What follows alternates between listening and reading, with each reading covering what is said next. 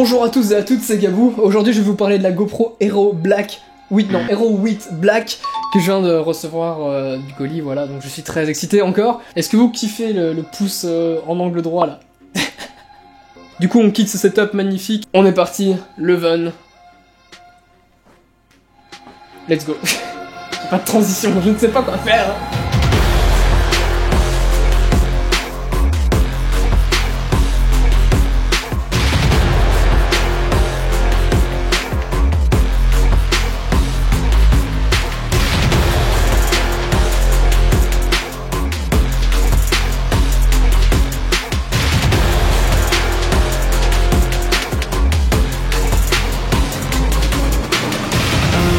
Alors, vous avez aimé cette intro? Si c'est le cas, n'oubliez surtout pas de laisser un pouce bleu en bas, un petit commentaire pour dire bonjour et ce que vous en avez pensé, ce que je pourrais peut-être améliorer, et vous abonner bien évidemment, parce que je vais probablement refaire des vidéos comme ça dans le futur, et du coup là je vais attendre que vous le fassiez.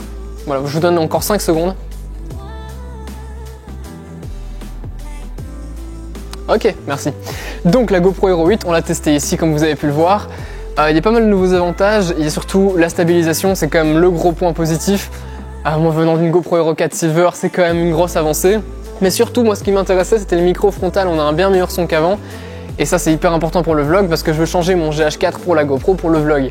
C'est quand même plus pratique d'utiliser ça quoi. Donc sur cette GoPro, c'est évidemment pas de la stabilisation mécanique, hein, c'est tout du numérique. Mais c'est quand même vachement intéressant parce qu'ils utilisent le gyroscope qui est à l'intérieur de la caméra pour pouvoir enregistrer et contrebalancer tous les mouvements qu'on va faire avec.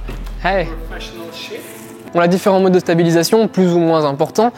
Moi par exemple, si j'accrocherais à une voiture, je désactiverais la stabilisation pour qu'on voit bien les mouvements avec la carrosserie de la voiture. Mais par contre, en la tenant en main ou quoi, là ça serait intéressant d'activer la stabilisation. Deuxième point positif pour cette GoPro, c'est sa connectivité. Bon, aujourd'hui on a l'habitude avec toutes les caméras, mon GH4 de 2014 est connecté en Wi-Fi à mon téléphone, mais en dehors du fait que l'application est très buggée à l'instant auquel je l'utilise maintenant, je sais que GoPro va faire des mises à jour, améliorer ça. On peut tout contrôler à distance, on peut envoyer ça sur le cloud. On a notamment le live streaming via Facebook ou Instagram. On peut la filmer d'ailleurs à la verticale avec et ça c'est vraiment un bon truc pour les stories Insta notamment. Et du coup au travers de l'app, vous pouvez envoyer directement vos fichiers enregistrés sur votre téléphone pour faire votre montage via l'application GoPro, ce qui est aussi une bonne chose. Dernier gros point positif, pour moi en tout cas, c'est son format. Bah oui, ça reste une GoPro, c'est tout petit, ça tient dans la paume de la main. Et finalement, pour faire du vlog, c'est quand même tout ce qu'on a besoin. Utiliser un GH4 avec un RunRes comme je l'ai fait pendant longtemps, c'est pas le plus efficace. Et le problème avec ça, c'est qu'on l'utilise de moins en moins et donc on raconte de moins en moins d'histoires. Avec ça, tu le gardes dans ta poche, une carte SD, une batterie, et t'es bon. Après, il n'y a évidemment pas que des points positifs.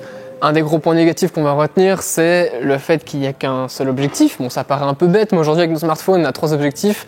On a l'habitude de pouvoir passer de l'un à l'autre. Donc moi, si j'utilisais ça vraiment comme caméra principale, j'aurais à côté, je sais pas moi, un iPhone 11 Pro avec un zoom, un grand angle ou quoi à utiliser en général, et puis la GoPro pour les plans sportifs. À vous de voir. En attendant, celle-ci peut déjà faire pas mal de taf. C'est vrai que j'ai oublié de mentionner, il y a moyen de faire ultra grand angle, donc un équivalent de 16 mm, ou alors en 24 mm, j'ai vu, pour avoir un plan plus plat et normal, pas de GoPro. Ça permet de faire des plans plus cinématiques. Je trouve que c'est quand même quelque chose d'intéressant à utiliser. Et puis vraiment, le dernier truc, c'est l'autonomie qui est pas terrible. Bon, ça on a l'habitude sur les GoPro. Je pense que c'est environ 2 heures si j'utilise en 4K 60 images par seconde stabilisées. Ça reste raisonnable en soi, mais je conseillerais quand même de prendre une deuxième batterie, ça vaut le coup. Une bonne grosse bourrasse devant, on va voir comment le micro s'en charge. C'est assez violent, on va voir. N'oubliez pas d'aller checker mon YouTube qui est en description, ça permet de m'aider. Soit de regarder des pubs, ça me remet 4-5 cents par pub, soit vous pouvez faire carrément une donation. À vous de voir, mais ça me permet vraiment de m'aider, donc allez checker ça.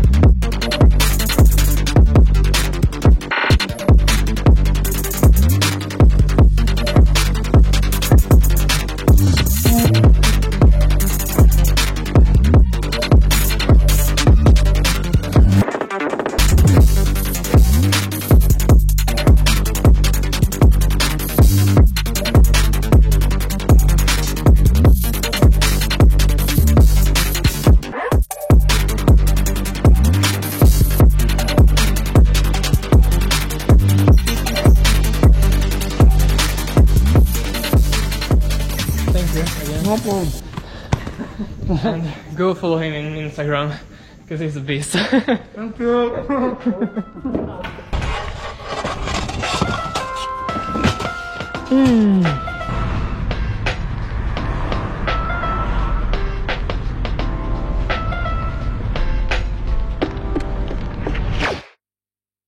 Truc improbable, je me balade, donc je suis avec ma voiture, je viens de sortir et je tombe sur une putain de RX-7 mec.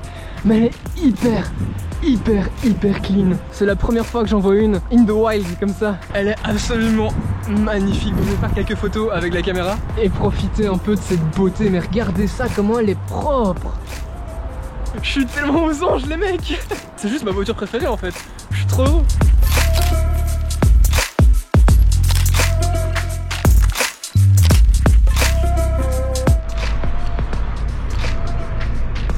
J'en profite que je suis un peu en soirée pour faire un test de la qualité nocturne de la caméra qui doit pas être terrible. Normal, c'est la stabilisation numérique, c'est le problème. En basse lumière, le shutter diminue et donc on a facilement du flou de mouvement. Donc on va voir si ça donne en post-prod.